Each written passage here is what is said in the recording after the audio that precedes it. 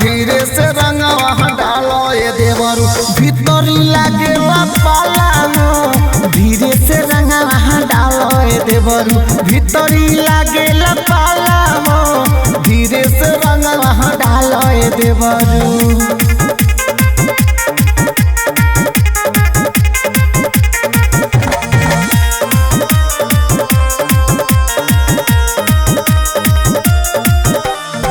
Pharaoh देव साया का तू फारो देव चोली हो। होली में मन मौजी करेला कहेला की होली हो।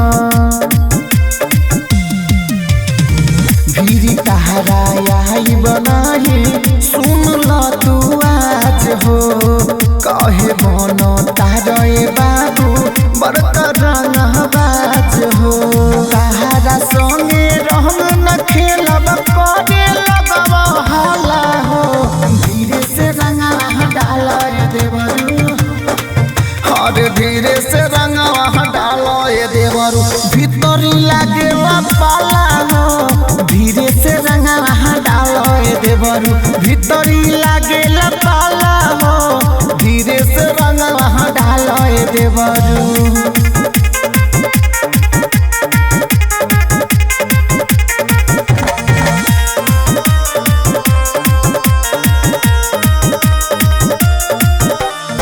ज्यादा पीछा पर्वत देवरू बंद कलेम घर के। रही रही आवतार महुआ मीठा भर के।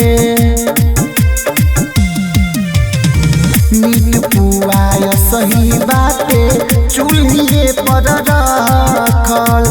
राइटर सोनू तू तो बड़ी बहकल। करन छेड़ा खानी सरसों मार दे हम ताला हो।